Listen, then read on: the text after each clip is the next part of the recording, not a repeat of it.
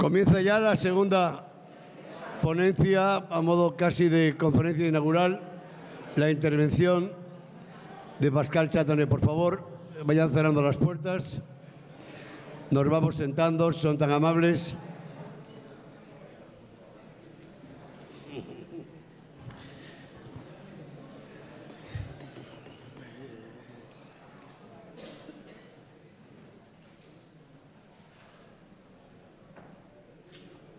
La presencia de Pascal Chatonnet en este congreso es clave. Bueno, siempre es interesantísimo escucharle por lo que atesora, por lo que ha investigado, por lo que trabaja y por su contacto directo con el terruño. Por cierto, terroir, terruño, mineralidad, se nos han hecho huéspedes en los últimos tiempos.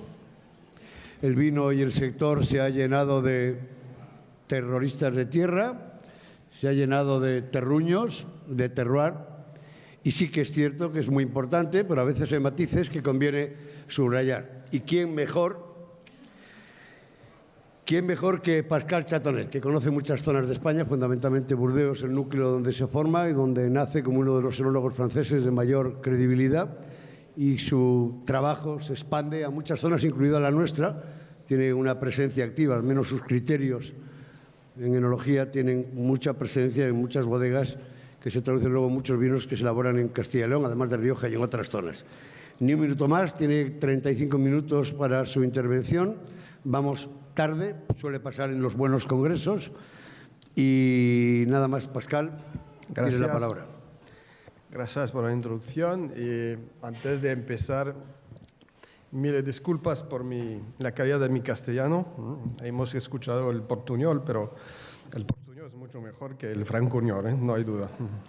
Bueno, en caso de problemas, pienso que hay un tiempo para preguntas e intentaré de clarificar en caso de malentendimiento. Bueno,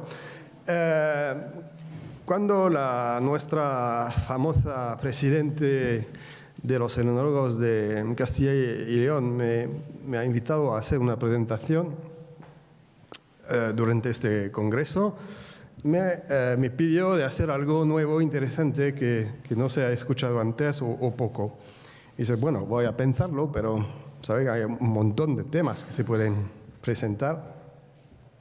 Pero ya hay uno que siempre vuelve en las bocas de los enólogos, de los productores de vinos, de los prescriptores, periodistas, etcétera, del mundo del vino, es el tema del terroir.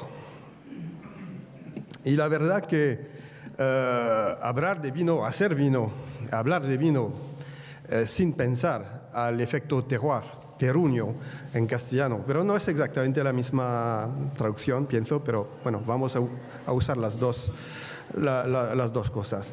Es fundamental, sabemos que el vino es el producto de su terroir, su identidad, sus características dependen mucho de su medio ambiente, de su terroir, especialmente los vinos de alta expresión. Pero lamentablemente pienso que con una alta frecuencia, cuando se habla de terroir, se habla principalmente, o se imagina principalmente el impacto del suelo.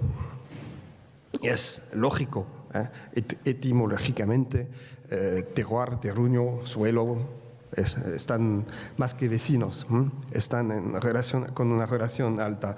Pero la definición del terroir es un poquito más complejo, ¿sabes? Hay una definición oficial de lo que es el terroir, el terruño. Es algo casi con un triángulo, que son las relaciones entre el suelo, el clima y el papel del hombre, que no hay que olvidar. Es algo muy importante para exprimir el potencial del terroir. El suelo sin el clima no nos da nada, y el suelo sin el trabajo del hombre tampoco. Bueno, pero de nuevo, cuando se habla del suelo y de su papel sobre la expresión, la tipicidad de los vinos, frecuentemente el suelo se ve como un soporte de cultivo, un medio de cultivo, bastante inerto. La verdad que cuando se mira a un suelo es principalmente agua, aire, elementos minerales, son elementos inertos que no intercambian mucho con la vida. Dentro de esa composición hay solamente 4 a 5% que corresponde a materia orgánica, donde potencialmente hay actividad biológica.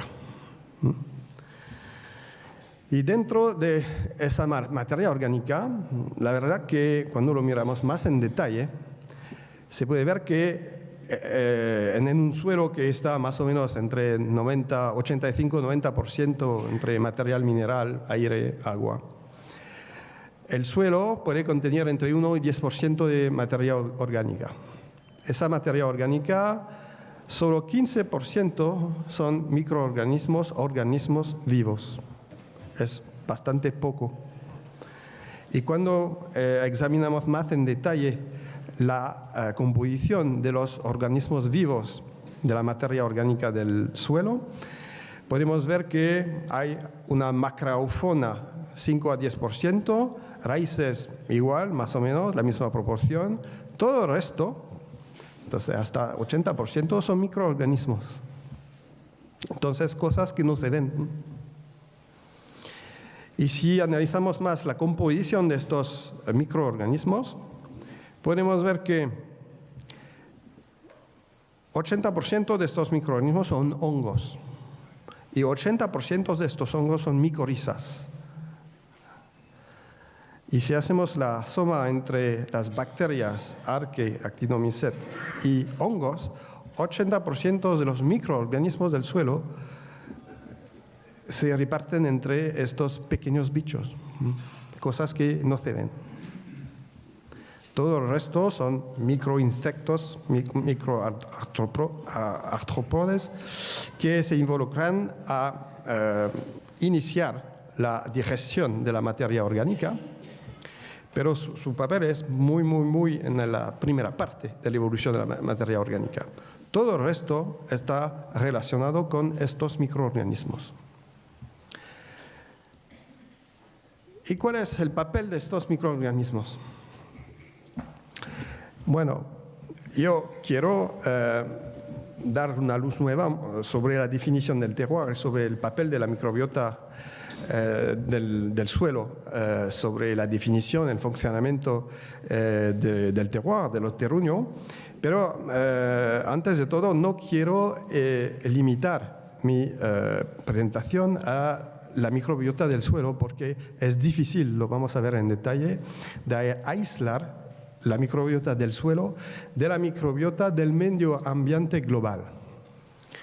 Hay microbios, microorganismos en todos los segmentos del terroir, desde el aire hasta las plantas, las hojas, las ramas, las raíces, por supuesto, el suelo, y dentro del suelo una parte muy particular que son los microorganismos cerca de las raíces, la rizosfera. Y hay también microorganismos que están dentro de las plantas, lo que se llama el microbiota endofítico, o endófito, no sé, endofítico. Todo eso se llama el holobionte. Holobionte son todos los microorganismos, organismos, no solo microorganismos, pero de esa manera microorganismos que participan al equilibrio del medio ambiente típico del terroir vitivinícola. Bueno, ahora, ¿cuál es el papel de este microbiota y cómo estudiarlo? La verdad que hasta 5 o 10 años había muy pocos trabajos sobre este tema. ¿Por qué? Porque hasta 5 o 10 años había solamente las técnicas de microbiología clásica para investigar este tema. ¿Cuáles son las técnicas clásicas de la microbiología? Son aislar microorganismos, hacer cultivos, con medios de cultivos que pueden ayudar a diferenciar los varios tipos. Pero la verdad es que en el caso especialmente de la microbiota del suelo, la mayoría de los microorganismos no se cultivan. Y es imposible de imaginar una combinación de medios de cultivo suficiente para identificar, medir todos los tipos de microorganismos que viven en este medio ambiente muy típico. Entonces, gracias al desarrollo de análisis de secuenciación rápida del ADN, hoy día tenemos soluciones para dar una luz totalmente nueva sobre el concepto de microbiota y el concepto de microbioma. ¿Qué es microbioma? Es la expresión del genoma de la microbiota, que es diferente de la presencia de organismos, es la expresión de su genoma dentro del medio ambiente. Bueno, voy a pasar sobre esta tecnología que es bastante compleja, pero solamente en resumen es que gracias a eso podemos estudiar en medios muy complicados, muy complejos, como el ser humano, toda la microbiota de la digestión humana o animal. Hasta ahora no conocíamos muy pocas cosas. Y gracias a estas nuevas tecnologías, cada año vamos a aprender mucho, mucho más. Gracias a esa tecnología, la primera etapa es que podemos identificar las unidades taxonómicas, entonces géneros, especies de microorganismos que viven dentro del suelo. Pero más interesante es que gracias a la secuenciación del genoma podemos estudiar las interacciones que existen entre los diferentes bichos. Y podemos también hacer un análisis funcional, saber si este tipo de microorganismo está capaz de hacer esa cosa o esa cosa y cómo puede interrelacionar con la planta cultivada. En nuestro caso es lo que nos interesa mucho, por supuesto, es cuál es la consecuencia de este microbiota sobre la capacidad de la vid a desarrollarse, producir una uva con algunas características y producir al fin el mejor vino posible.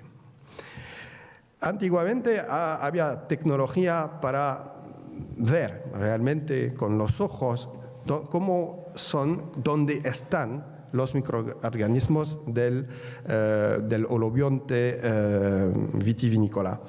Se puede mirar aquí con tecnología de coloración específica, microbiota de las hojas, del polen, de las raíces, hasta microorganismos endofíticos que están dentro de la planta y que circulan dentro de la planta, de la vid.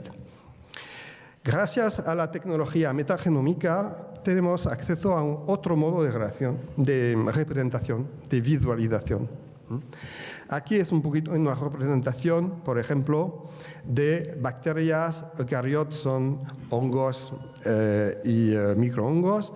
Archaea es un tipo particular de bacterias, entre bacteria y eucariota. Y se pueden analizar las relaciones positivas o negativas que existen dentro de este microbiota global. Es una representación bastante compleja, como le puedes ver en este ejemplo, pero las cosas complicadas no pueden simplificarse inmediatamente. Ahora, ¿cómo se puede resumir un poquito la microbiota del suelo y la relación con las plantas? Bueno, tenemos una planta, su sistema radicular que se desarrolla en el suelo, más o menos profundo, y tenemos alrededor dentro del suelo y cerca de las raíces una población muy especial, que se llaman la microbiota de la rizosfera. Pero también tenemos dentro de las raíces un tipo particular de hongos que se llaman los micorrizas, que tienen una relación simbiótica con la planta y el hongo, y vamos a ver cuál es el papel de este tipo particular de hongos o de bacterias que viven cerca de las raíces. ¿Y por qué viven cerca de las raíces? Es porque la planta y los microorganismos tienen un interés mutual. Especialmente a nivel de las raíces existen exudados, son productos que vienen de la fotosíntesis de la planta y que la vid va a dar para estimular, para influenciar el tipo de microbiota, para dar nutrición a este microbiota y del otro lado la microbiota va a producir productos que están positivos o negativos algunas veces por la planta. En primera etapa es que en el caso de la vid debemos recordar una cosa, es que no hablamos de una planta que está en el suelo para un año, son plantas que pueden desarrollarse durante 50, 100 años, ningún problema. Entonces, tienen una relación fuerte con el suelo, por supuesto, y más la viña está antigua, más tiene una relación fuerte. Pero hay que recordarse la historia, es que hace un poquito más de un siglo, gracias a la intervención de un insecto particular, el filoxera, cuando cultivamos Vitis vinifera hoy y producimos uva para hacer vino, no cultivamos Vitis vinifera sobre raíces de Vitis vinifera en la mayoría de los casos. Tenemos portainjerto para luchar frente a la infección de filoxera. Entonces tenemos una situación particular que la parte superficial, arriba del suelo, es Vitis vinifera, pero abajo no es Vitis vinifera. Puede ser Vitis americanas en general, que están resistentes naturalmente a la infección por el filoxera. Eso cambia un poquito el panorama. La primera cosa es que una cosa que se ve, no se debe ser experto para entenderlo, y cuando se mira la misma variedad de vid que crece con un porte inserto tipo Riparia Gloire de Montpellier o 1103 Paulsen, el crecimiento aparece totalmente diferente. Eso se sabe desde siempre. El tema es cómo se interpreta eso. Bueno, sí, pero Vitis bergenderi da más vigor y Riparia menos. Por supuesto, pero ¿por qué? Es el tema. Si se investiga la microbiota de la rizosfera de la vid, con la misma Vitis vinifera, con varios tipos de portainserto, aquí es una representación sintética de la microbiota, así es el análisis de cada tipo de microorganismos, pero aquí es una representación sintética de las relaciones entre los diferentes microorganismos. Eso es la representación de una raíz de Vitis vinifera. Y aquí son 4 ejemplos de portainsertos. Bueno, es bastante fácil de entender que vamos a tener una expresión, un comportamiento, una relación con el suelo bastante diferente, claro. Eso se sabe que la misma variedad plantada con esos 4 o con un Riparia no nos da la misma respuesta a nivel de crecimiento de la vid y también a nivel, algunas veces, de composición de la uva y al fin del vino, por supuesto. Otro ejemplo, un ejemplo muy preciso en este caso es el comportamiento del Vitis vinifera lambrusco con portainserto 1103 Paulsen. Y clásicamente este maridaje en algunos suelos nos da muchas complicaciones por expresión de déficit de potación muy típico, muy rápido, y más la planta tiene un vigor importante, más se exprime el déficit. Bueno, eso es una situación bien conocida, pero sin respuesta. Si se analizan la microbiota de un Paulsen y de un 5-BB enfrente, ¿qué podemos ver? Es que, bueno, la composición de la microbiota a nivel de la rizosfera es muy diferente.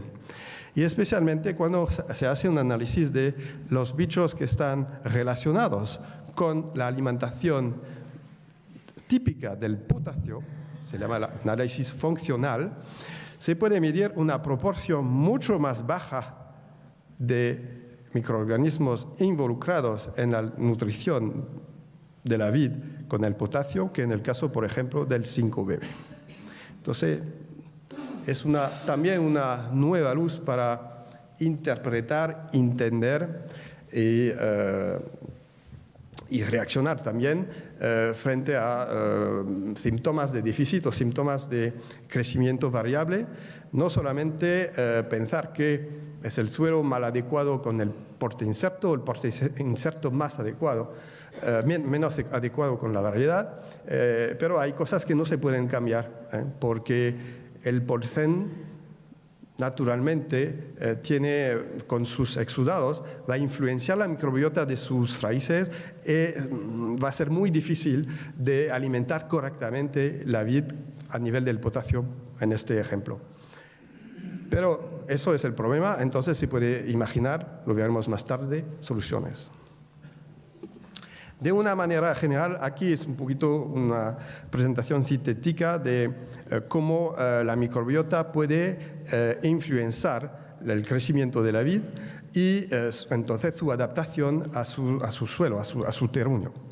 En primera etapa, una cosa que hemos visto aquí con el potasio y el Paulsen, con la nutrición potásica, pero una cosa muy bien conocida es también la alimentación del fósforo de la vid a través de las micorrizas.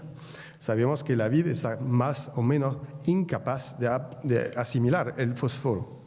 Son 80-90% gracias a la interacción de micorrizas que se puede alimentar la vida con el fósforo. Al revés, sabemos también que si hacemos una fertilización mineral del suelo con fósforo, las micorrizas desaparecen. Es un paradigma, pero más damos fósforo a la viña, menos está capaz de absorberlo. Otro tipo de relación es el nivel del nitrógeno, un elemento fundamental para el crecimiento de la vid, elemento fundamental para el equilibrio de la uva y de los vinos, especialmente a nivel antioxidantes. En los blancos, si hay un déficit de nitrógeno, se ve que la vid no se desarrolla bien, pero sabemos también que el vino no va a ser exactamente el mismo. Entonces, las bacterias, los hongos, son los microorganismos que están capaces de cambiar la materia orgánica dentro de humus, de mineralizar el humus dentro de elementos que la planta está capaz de absorber. Y especialmente a nivel de nitrógeno, principalmente el nitrógeno dentro del suelo es amonio, pero el amonio no se puede absorber por las raíces, son solamente nitratos, y los nitratos están producidos gracias a la intervención de bacterias muy típicas. Otra intervención muy importante que no conocemos muy bien en el caso de la vid, pero con otras plantas es más bien conocido, es la capacidad de estos microorganismos de la microbiota de producir factores de crecimiento tipo fitohormonas, auxinas, citoquinina, gibberellina, para estimular el crecimiento de la planta, pero también fitohormonas que están capaces de ayudar a la vid a reaccionar a estrés abióticos o bióticos. Estrés bióticos como enfermedades, estrés abióticos como por ejemplo la sequía. Y en este caso se mide ahora que, por ejemplo, hay algunos microorganismos que están capaces de iniciar respuesta de la planta antes de llegar a un nivel de estrés abiótico, en el caso de la sequía, por ejemplo, importante. Con la síntesis de etilena o síntesis de ácido abscísico se inician el cierre de los estomatos antes de llegar a un punto crítico de estrés. Eso es un elemento también interesante donde podemos imaginar estrategia de lucha frente a la sequía para reducir el riego o intensificar la eficiencia del riego. Un ejemplo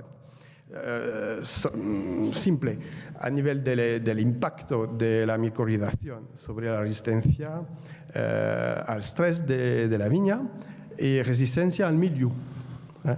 Eso son trabajos en Suiza con plantas que tienen inoculación con micorrizas y contaminación por el mildiu.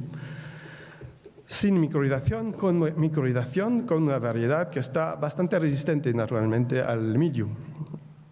Y aquí con un vitis vinifera que es bastante sensible.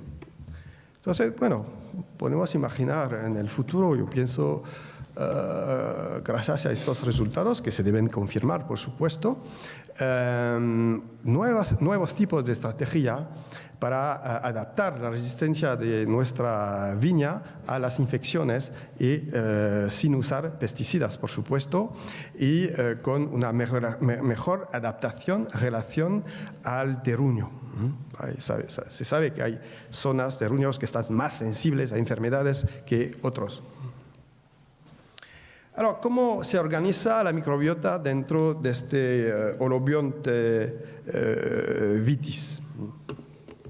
Si, gracias a esa tecnología metagenómica, podemos analizar bastante rápidamente los varios tipos de organismos que se sitúan más arriba o más abajo dentro del suelo. Y esa representación nos muestra que, por ejemplo, la microbiota del suelo y del suelo cerca de las raíces está muy relacionado, por supuesto, se entiende. Pero si analizamos ahora la microbiota de las raíces, vemos que se puede diferenciar. El medio ambiente a microescala es suficientemente diferente para iniciar cambios. Y si analizamos ahora la microbiota de las horas, de los racimos de la uva, también podemos diferenciarlo. Pero si analizamos ahora las relaciones que pueden existir a nivel funcional dentro de esa microbiota, podemos ver que el suelo más o menos representa o se comporta como un depósito de los microorganismos de la microbiota. 60% de la microbiota que se encuentra sobre la uva se encuentra también en el suelo. Una primera aplicación de este resultado es que se podría diferenciar terruños, terroir, con la microbiota. Aquí es un ejemplo a gran escala, yo hablo a gran escala geográficamente, con 3 zonas, 2 zonas en Italia, una en el norte de Italia dentro de las Alpes, en Lombardía y una zona en Rioja.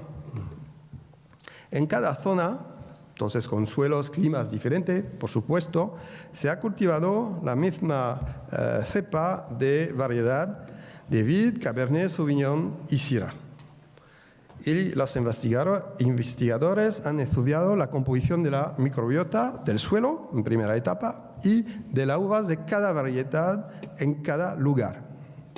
¿Qué podemos ver? Que aquí son los microorganismos que se pueden identificar y cuantificar dentro de los suelos. Bueno, de una zona a la otra no se ve tanta diferencia, pero la diferencia es significativa y se pueden diferenciar los suelos de estas 3 zonas. Pero cuando se analiza la microbiota de la uva con el Cabernet Sauvignon, el Sauvignon blanco o la Syrah aquí, se puede notar de una zona a la otra bastante variabilidad. En el caso de las Alpes en Italia, aquí tenemos una variabilidad tremenda con el Cabernet Sauvignon. En el caso del Cabernet Sauvignon en Rioja se nota una variabilidad más pequeña. Si analizamos más en detalle las relaciones entre suelo, variedades y zonas, ¿qué podemos ver? Que dentro de una zona particular existen microorganismos que están en común entre el suelo y las diferentes variedades, Sauvignon, Cabernet o Syrah. Y existen microorganismos que están muy más típicos del suelo o de la variedad de uva. Y eso se repite dentro de todas las zonas. Si se analizan solamente el suelo, es igual. Hay una mayoría de microorganismos que están común dentro de las 3 zonas. No importa que están a distancia grande, y existen microorganismos que están más típicos y que permiten de diferenciar las zonas, igual a nivel de las uvas, de las variedades. Todo eso para decir que, bueno, existe una fuerte interacción entre el suelo, el terruño, entonces suelo y clima, y también la variedad de vid que está cultivado en este lugar, porque todo está en relación. No es solamente la microbiota del suelo, es la microbiota del medio ambiente global, donde la parte superior de Vitis vinifera, pero también hemos visto la parte inferior de Vitis americanas, puede influir sobre la composición, entonces las relaciones de la microbiota. Pero claramente se puede diferenciar terruños a grande distancia solamente analizando la microbiota. A media escala, por ejemplo, dentro de la zona de Napa Valley, se hizo un mismo tipo de trabajo, analizando desde la entrada de la valle en Carneros hasta el fin de la valle en Calistoga, varios sectores, de varios cuarteles dentro de varios tipos de apelaciones. Ahora tienen apelaciones también en América. Antes no, pero hoy sí. Y claramente también podemos ver que analizando la microbiota de los suelos, se pueden diferenciar las varias apelaciones. Ahora, ¿qué pasa a microescala? Es un estudio más reciente que hizo el año pasado en Francia, dentro de la zona de Burdeos y dentro de una zona particular de la zona de Saint-Émilion. Y en esa zona hemos estudiado varios tipos de suelos, pero que están todos geológicamente relacionados. Son suelos tipo arcillo-calcáreos, más o menos profundo, con más o menos calcáreo, pero igual a nivel de su formación geológica. Dentro de un sector de más o menos la mayor distancia, 3 kilómetros. Pero dentro de esta microzona hemos hecho un estudio más en detalle dentro de una microzona, un microterruño, un microterroir, con menos de 500 metros de distancia.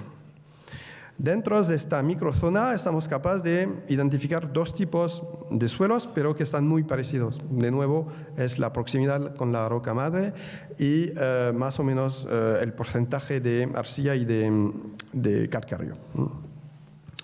Bueno, si analizamos la microbiota del suelo, aquí tenemos una representación de los géneros y especies las más frecuentes. Si hacemos un tratamiento estadístico sobre la taxonomía de la microbiota de estos microterruños, podemos ver que estamos capaces de diferenciar bastante fácilmente 2 grupos, pero dentro del grupo B hay 3 cuarteles de viñas que están más o menos a 50 metros el uno del otro, que se diferencian de todos los otros, que a nivel de bacterias y arqué o también a nivel de hongos. Bueno, si con este tratamiento agregamos el análisis funcional a nivel de la capacidad de este microbiota a producir fitohormonas capaces de influir el crecimiento de la vid o de impactar la nutrición mineral de esta vid, y si hacemos un conjunto del tratamiento, ¿qué pasa? Bueno, aquí es el resultado, que la famosa zona de 1, 2, 3 de esta microzona aparece bastante diferente. Y la conclusión es que dentro de una zona donde los suelos parecen iguales y donde el Instituto Nacional de Apelación de Origen nos dice no, todo es igual, no se puede diferenciar. Y cuando el autor del vino, el viticultor, dice no, aquí estoy capaz de hacer un vino muy diferente cada año, bueno, podemos confirmar a través de este ejemplo, no está capaz de explicar todo, pero es un elemento de diferenciación del comportamiento de estos microterruños dentro de una zona que parece bastante homogénea. Y eso se puede analizar hoy gracias al desarrollo de estas nuevas tecnologías de investigación, análisis de metagenómica de la microbiota. Bueno, entonces, después de todo eso, pienso que podemos acceder no a una nueva definición del concepto de terroir o terruño, pero una vista ligeramente diferente, donde, por supuesto, hablamos de interrelaciones. El clima es un papel siempre fundamental, el suelo, por supuesto, también, pero el suelo se debe diferenciar de la viña. No se puede imaginar la viña cultivada sobre el suelo. Es el suelo de un lado, la viña o las viñas del otro lado, más el papel del hombre y la microbiota. La microbiota porque tiene relación con la viña. Hemos visto que de una variedad a la otra no es exactamente la misma cosa. A nivel taxonómico, ahora hay que ver a nivel funcional cuáles son las consecuencias de eso, porque puede ser muy diferente a nivel taxonómico, no tan diferente a nivel funcional. Eso se debe investigar, por supuesto.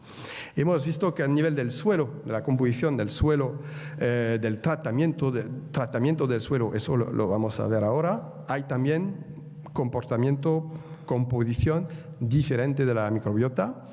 El clima puede influir también sobre la microbiota del suelo y obviamente el hombre.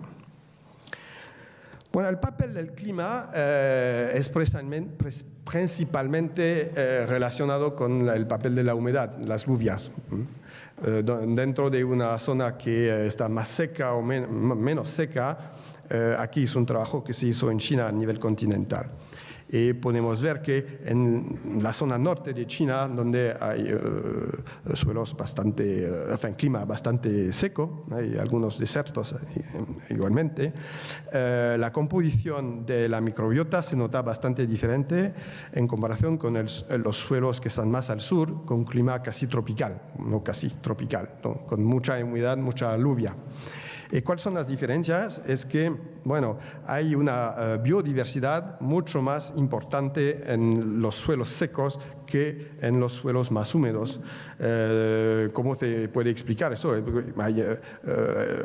la zona húmeda son suelos más fácil, donde la actividad orgánica está mucho más fácil que dentro de un suelo donde hay 100 o 200 milímetros de lluvia per año. Pero es interesante de ver que a nivel de interrelaciones dentro de esa microbiota es exactamente al revés. Es que porque tenemos aquí una microbiota muy especializada, muy bien adaptada al suelo seco, al clima seco, hay menos interacciones porque cada nicho de microorganismos se desarrolla en su propio medio ambiente. Dentro de las zonas donde hay más microbiota, pero menos cantidad, hay más interrelaciones. Entonces, de nuevo, hay que ver la composición a nivel taxonómico, pero el más importante es las interrelaciones, el nivel funcional. ¿Cuál es la consecuencia de esta composición de microbiota sobre el funcionamiento del suelo? ¿Cuál es el papel del hombre? No, vamos a ver algunos ejemplos. No, hay un montón de consecuencias, por supuesto. ¿Cuál es el impacto del modo de trabajo del suelo? No trabajo. trabajo orgánico, herbicidas. Cuando se ve esa foto, ahora cuando se conversa con la gente, se dicen, bueno, es fácil, aquí es un suelo vivo y aquí es un suelo muerto, no hay vida. Entonces este suelo está entre los dos, no sé qué es, un zombie puede ser. ¿No? Pero si lo miramos más en detalle a nivel de la composición de la microbiota, ¿qué pasa? Eso es un trabajo que se hizo durante 3 años, en Alemania, pienso, con el mismo suelo, la misma variedad de uva, de viña, por supuesto, mismo porte incerto, con un suelo cultivado, con herbicida glifosato o con la vegetación natural, son manejo orgánico sin trabajar el suelo. Bueno, lo que se ve aquí, en resumen, es que, por supuesto, se notan diferencias. Entonces, el análisis de la microbiota puede diferenciar el tipo de trabajo del suelo, claramente, sin duda. Hay una diferencia bastante fuerte entre el suelo sin trabajo y con alta proporción de materia orgánica, porque las hierbas no se remueven, no se destruyen, y los suelos cultivados o con un tratamiento con herbicidas, y en este caso especialmente la glifosato. Pero incluyendo el suelo muerto tratado con herbicidas, se nota que no está muerto y de lejos hay mucha vida, una vida diferente, claro, pero hay vida. Y a nivel de actividad biológica global no es tan fácil de diferenciar los suelos. Pero es una cosa interesante que cuando hizo esa preparación de presentación, eso estaba un resultado conocido, pero cuando se mira un poquito más en detalle, dentro de la composición del suelo tratado por herbicida, eso no lo había visto antes, lo he visto hace poco. Es que hay algunas especies de microorganismos que realmente están muy significativamente diferentes.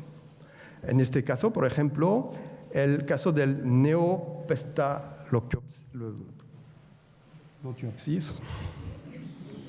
Neopesta, es simple. La Neopesta aparece, no exclusivamente, pero con una proporción tremendamente diferente en el suelo tratado con herbicidas, y eso cada año. Cada año, entonces no es un tema de clima del año, no. Cada año en el mismo cuartel viene más o menos, pero está en una proporción cada año muy diferente en comparación con el cultivado o con la vegetación natural. Hay también otras especies de bichos como hongos, Alternaria y Acremonium, que también tienen una proporción significativamente más importante en el caso del suelo, más variable en este caso frente al clima del año, porque en 2014 no aparece tanto y en 2015 no aparece, pero en 14 y 16 aparece bastante. Eso es algo raro porque cuando se investiga un poquito la funcionalidad de estos hongos, son hongos, 3 hongos. El primer caso, Neopesta loctiopsis, se llama Neopesta porque es nuevo, neo.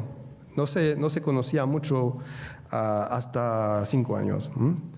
Este tipo de hongo aparece muy bien relacionado con eso, que es la ESCA. Y en China también está muy bien relacionado con el leaf spot, que es una infección de las hojas hasta la uva. El caso de Alternaria es un hongo muy bien conocido para enfermedades de raíces, pero también en caso de la vid que puede comunicar el podrido negro. Y en el caso de Acremonium, otro bicho que hemos visto bastante diferente en el caso del suelo con herbicidas, Acremonium está relacionado con la enfermedad de Petri, que es una enfermedad que es el slow dieback, una infección de la madera lenta, pero que llega a la muerte de la vid como equiposis. Bueno, eso es algo interesante, donde podemos imaginar que el tratamiento del suelo, estoy muy atrasado, puede influenciar el comportamiento de la vid. Irrigación igual.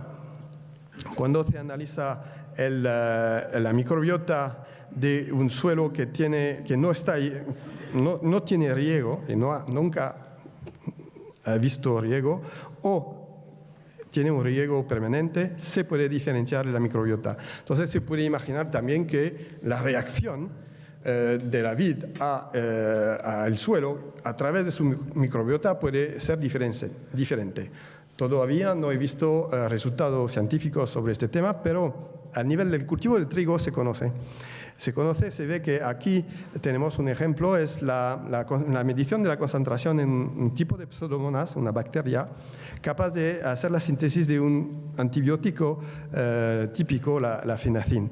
Y lo que vemos es que dentro de los suelos que tienen riego permanente, o dentro de los suelos que no tienen, la proporción de Pseudomonas capaz de hacer fenacin desaparece, la concentración de fenacin en el suelo baja. Y eso nos da una sensibilidad mayor a infección por enfermedades tipo hongos a nivel de las raíces. Impacto del tipo de manejo del suelo sobre la microbiota, bueno, es igual. Aquí es un trabajo que con el mismo tipo de suelo es una comparación entre la microbiota del suelo o del subsuelo a nivel de las raíces, con un manejo tradicional, cultivado, orgánico o biodinámico. Aquí es la microbiota de los hongos y podemos ver que más o menos los manejos orgánicos tienen una cantidad, una diversidad de microbiota tipo hongos más importante que el suelo cultivado, especialmente en la parte superficial, que está mucho más cultivada en el caso del manejo tradicional. A nivel de bacterias no se ve tantas diferencias. En la parte superficial podemos ver que más o menos los suelos son iguales, pero más en profundidad tampoco, o es al revés. Los suelos cultivados tienen una microbiota de bacterias más importante y más diversas. Eso hay una consecuencia que no tenemos el tiempo de dar en detalle hoy, pero al nivel de la nutrición orgánica del nitrógeno, claramente es muy diferente tener este perfil de microbiota bacteriano al nivel de las raíces. Manejo convencional o manejo orgánico a largo plazo, ¿cuáles son las consecuencias? Eso es un estudio interesante que no viene de un suelo vitícola, pero es interesante porque viene de invernaderos. Entonces son suelos muy bien calificados, protegidos, donde hay menos intervención del medio ambiente global, por supuesto. ¿Qué pasa? Aquí es la microbiota a nivel bacterias y a nivel de hongos, microhongos. Riqueza. El suelo a nivel de bacteria con cultivo tradicional también se nota más rico en bacterias que los suelos orgánicos manejados durante 10 o 20 años. A nivel de los hongos es un poquito al revés. Después de 10 años, claramente, hay una abundancia más importante de hongos dentro del suelo orgánico. Pero lo interesante es que después de 20 años no es tan la verdad. La cantidad de microbiota tipo hongo en el suelo orgánico disminuye casi al mismo nivel que el suelo tradicional. ¿Cómo se puede explicar eso? Especialización. A un momento, después de 20 años, el suelo orgánico tiene su perfil tan bien definido que la microbiota se adapta, se especializa y entonces la diversidad disminuye. La cantidad, disminuye. Se nota también a nivel de la diversidad. Aquí es la biodiversidad de bacterias, se nota más abundante en el suelo tradicional, cultivado tradicionalmente, que en el suelo orgánico, un poquito al revés con los hongos. ¿Cómo se puede explicar? Porque los hongos están más relacionados en el ciclo de evolución de la materia orgánica, y hay más materia orgánica dentro de los suelos orgánicos que dentro de los suelos cultivados. Protección fitosanitaria, obviamente es fácil de imaginar que hay un impacto. no quiero dar demasiado detalle eso, pero una cosa en particular, porque después Juan José Jubio va a darnos una presentación muy interesante sobre el tema de las bacterias endofíticas. Las bacterias endofíticas son las bacterias que no están afuera de la planta, pero dentro. Y con este resultado podemos ver que con un manejo orgánico o convencional, la diferencia son pesticidas de síntesis. Pesticidas, en los dos casos hay pesticidas, pero aquí son pesticidas de síntesis. Se nota que cualquier tipo de variedad, el Chardonnay o el Merlot, se nota dentro de la planta una población totalmente diferente que podemos usar para diferenciar el impacto del tratamiento, del tipo de tratamiento fitosanitario. Bueno, ahora lo que debemos investigar es cuáles son las consecuencias. Aquí es un análisis sobre las bacterias, cuál es el impacto sobre los hongos, por supuesto, más importante. Todo eso para decir que, bueno, la conclusión evidente es que todo eso debe conducir, la microbiota diferente debe conducir a vinos diferentes. Bueno, son algunas publicaciones que vienen de especialistas del análisis de la microbiota, pero que no son enólogos, que no son viticultores, tampoco no son agrónomos. Cuando se hace correlación entre la composición de la microbiota, la composición del vino a nivel de compuestos físico-químicos, claramente las correlaciones nos dan la conclusión, sí, se puede diferenciar los vinos a través de su composición gracias a la composición del microbiota del suelo o de la uva, especialmente de la uva. Yo, como enólogo, tengo una opinión un poquito diferente, porque es porque tener microorganismos sobre la uva o dentro de la planta o dentro del suelo es una cosa. Lo hemos visto que es, por algunas razones, potencialmente importante al nivel del metabolismo de la planta, por supuesto. Pero ahora hablamos de vinos y hablamos de fermentación. Y hay una situación un poquito particular en el caso del vino, es que hay una presión de selección tremenda. Primera etapa, primer nivel de selección es, hemos visto el impacto de los compuestos fitosanitarios que se pueden usar sobre la viña y la uva, que impactan la microbiota. Y un elemento muy básico que se encuentra en toda la situación, más o menos con o sin pesticidas, es la concentración en azúcares. Después, a nivel de la vinificación, hay varios parámetros que pueden influir, que están con el control del hombre. O, por supuesto, si se usan microorganismos de afuera, bueno, cambiamos todo el panorama. Pero si usamos esos dos o no, vamos a ver que eso tiene una importancia crítica. Y la concentración en azúcar, que puede influir la microbiota sobre la uva y dentro del mosto, cuando se transforma en alcohol, también tiene una consecuencia sobre la composición de la microbiota frente a la capacidad de adaptación al nivel de alcohol en el vino.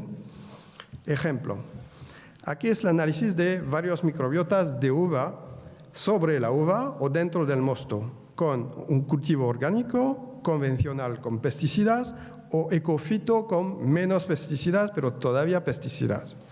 ¿Qué se nota? Que cuando se compara este perfil de microbiota, claramente se puede diferenciar muy fácilmente el tipo de manejo del viñedo.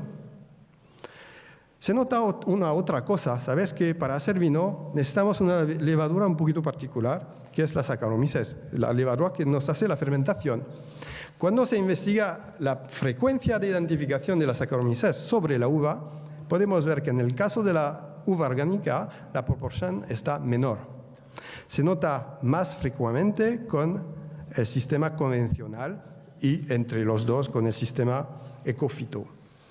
Ahora, si cosechamos la uva, prensamos la uva para sacar mosto, sin maceración, ¿qué aparece? Aparece una población de microbiota totalmente diferente. Entonces, no es la microbiota de la uva que nos da una imagen exactamente parecida, igual, en el mosto. ¿Y por qué?